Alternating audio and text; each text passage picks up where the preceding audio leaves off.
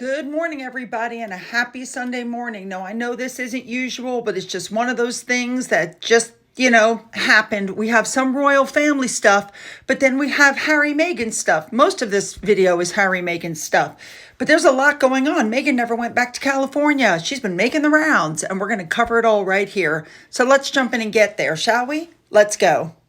William, the Prince of Wales, went to Reading for a special visit to the Royal Berkshire Hospital. He went in his role as the NHS Charities Together patron, and he went to see the impact of funds provided by the charity since the COVID-19 pandemic and to hear how healthcare workers took care of it, coped with it. So William entered the hospital and he met staff before he began his visit, which marks 5 years. Can you believe that? It's been 5 years since the start of the pandemic. William then announced that the NHS staff should have enforced career breaks to aid in their mental health. I completely agree with that. William toured the Health and Wellbeing Center and Garden, which gave different activities and services to promote staff health and well-being. And he also met and spoke with staff who have benefited from the new space and services, as well as some who were working at the hospital when the pandemic came. I mean, you guys already know what happened to me during the pandemic. I sure wouldn't want to go back to that.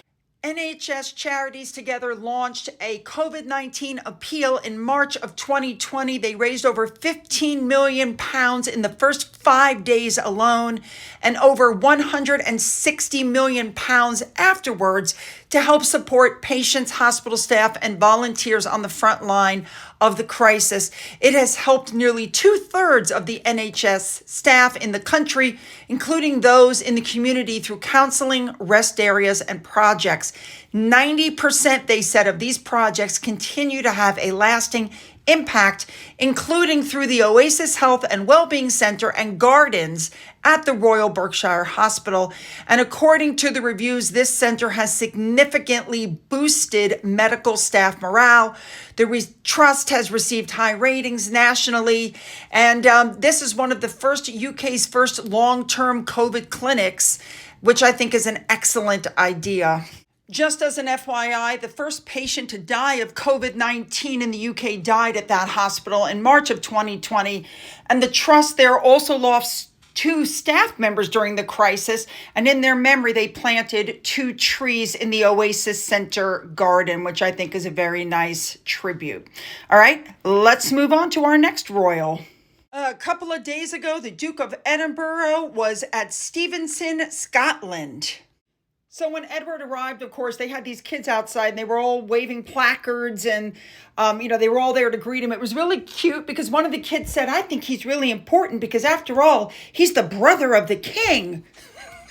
Edward actually went to visit the Beach Cafe, and of course spoke to the students at the school, but he was really there for the World Wheelchair Curling Championship, and they're saying that he actually delivered a stone right on the button. Of course, he had a little help from one of the world champions, but the video is hilarious to watch because they're like, oh my God, it was like a perfect score. Amazing.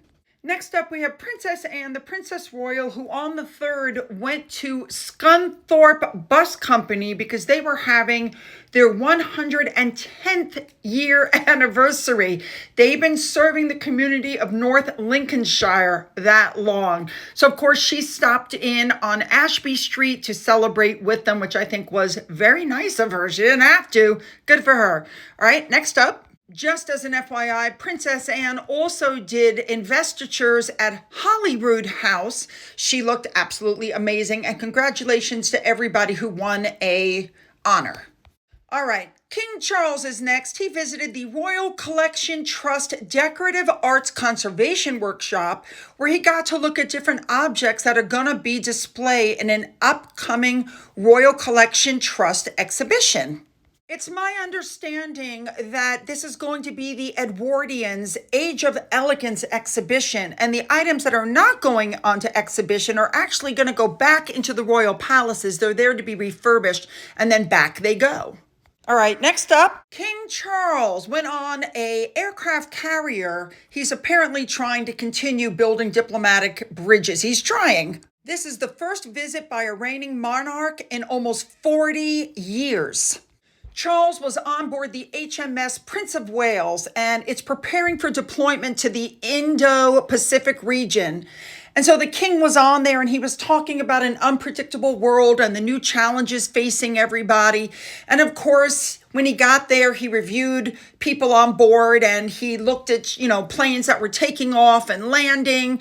And we know that he's been accused of quote unquote meddling and getting involved in politics when it's not his place. But if the king can play a part, they're saying, in calming relations and restoring relationships, then he's happy to be involved. And he's also a guiding hand to the Canadian Prime Minister, they're saying, who is finding his country at odds with its North American neighbor and facing imminent trade tariffs imposed by Donald Trump. So Canada is a Commonwealth realm, so King Charles is the head of the state, and so he's supporting Canada. Maybe that's why he's invited Trump. And finally, we are finishing with the Duke of Gloucester, who went to visit the University of Suffolk on March 4th to open the University of Suffolk's Dental Community Interest Company. This is a teaching facility, and he unveiled a fabulous plaque. I love it. All right, let's move on now to the Meghan stuff. It's inevitable.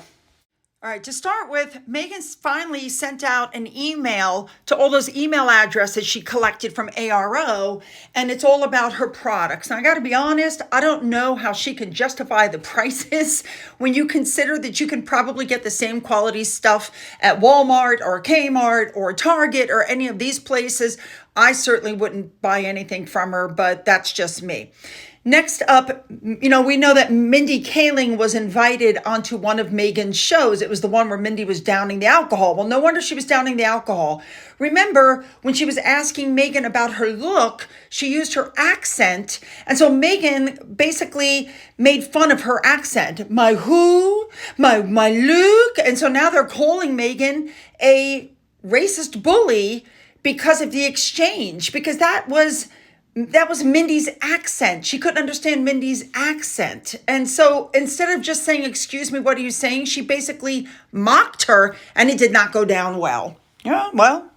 So then we saw on Instagram, Meghan lets everybody know that she stayed in New York. So she puts up a video of her walking down the hallway, and she looks over her shoulder and she writes, filmed something fun today while in the city. And we found out later on that was Drew Barrymore.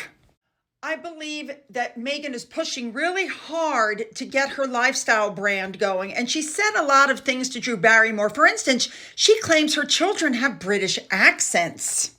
And she's telling stories, my children, they're just 3 and 5. So I'll pack a really thin book and I'll videotape myself reading it. So who's ever with them, or Papa can say, here's Mama reading your bedtime story. You find ways to show up for each other. And if that's the one thing I can convey through this show or through my As Ever brand, I want people to know you can show up for each other, because you know how good it feels when someone shows up for you.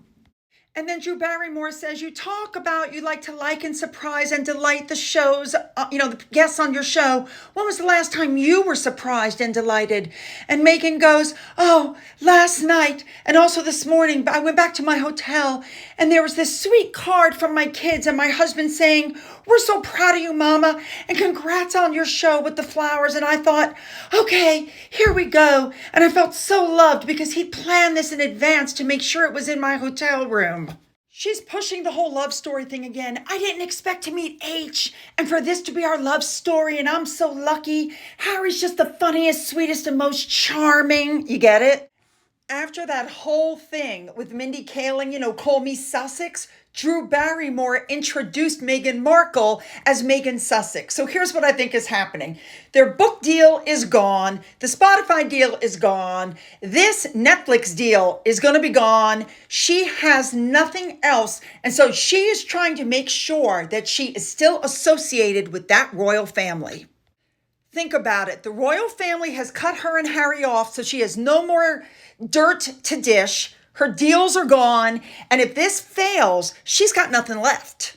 So she is trying ever so hard to make sure that everybody knows that she and Harry are still members of the royal family, because that's all she has left. But could you imagine? She called that family racist. She's attacked them at every turn. And yet she is insisting on using the last name of the title from that same family that was bestowed on them 5-6 years ago. She is clinging to that title like a life raft. Remember, she wants to be linked, not ranked. And remember, her children are prince and princess. I think William's going to change that. This woman has burned her bridges and she's running out of rope. You know what I'm saying? So badly does she want to remind everybody that she's a member of the royal family that as the executive producer, she's listed as Meghan, Duchess of Sussex. Remember, she's a royal.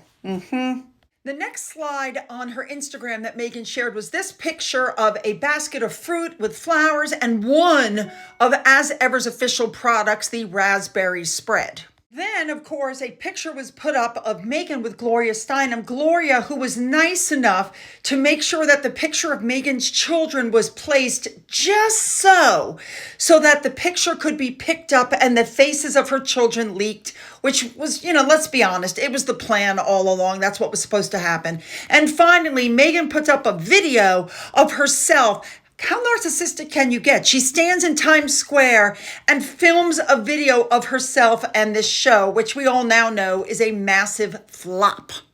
Now, in the middle of all this, don't forget, we're waiting for the release of the visa records. Department of Homeland Security, we're supposed to provide redactions to the chambers of the judge no later than March 6th. And it's going to be very interesting to see what happens. It could literally put the kibosh on everything Meghan's doing. Well, we'll put the kibosh, it's dying anyway. All right, guys, now Monday, Tuesday, Wednesday, and Thursday, we've got the next 4 episodes of me reviewing the Meghan Markle cooking debacle. Reminder that I'm putting cooking stuff up on my other channel, which I think I do a better job than she does. You can find that link down in the description box, along with the link to my Twitter, my Gettr, my Rumble, my email, my Amazon wish list, my physical address as well. And for those of you who've donated to my coffee fund, thank you so much. And as always, you guys, have a great day.